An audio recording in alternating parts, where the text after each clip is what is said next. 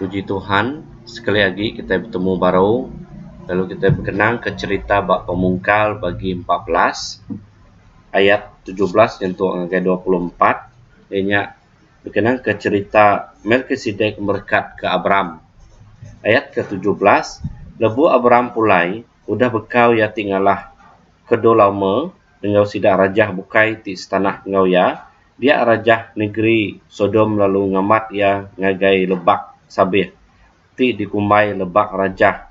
Ayat ke-18, Melkisedek ti nyadi rajah di Salem serta nyadi imam Allah Ta'ala ti pemadu tinggi mai ruti engau ai anggul ngagai Abram. Ayat ke-19, lalu merkat yang ngena leka jaku ti munyitu awak Allah Ta'ala ti pemadu tinggi ti ngagak langit engau dunia merkat ke Abram. Lalu ayat ke-20, awak Allah Ta'ala ti pemadu tinggi kena puji. Ia ti ngasuh nuan menang laban munsuh nuan.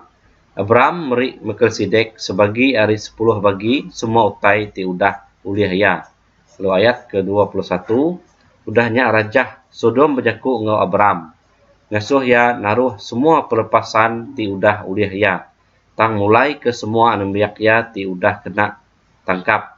Lalu ayat ke-22, tang kok sawat Abram, aku bersumpah di mua Allah Ta'ala ti pemadu tinggi ti ngagak langit engau dunia. Lalu ayat ke-23, aku namai sebarang utai ti enggi nuan salamal ubung atau ke tali terumpak pen ndak mega aku mai hari nuan nya alai nuan ndak tahu bejaku aku ti ngasuh Abram kaya. Ayat ke-24, aku ndak mai sebarang utai ti aku empu aku semina dekat nyambut utai ti udah dikena anembiak aku enggak ungkup sidak ti mantu aku.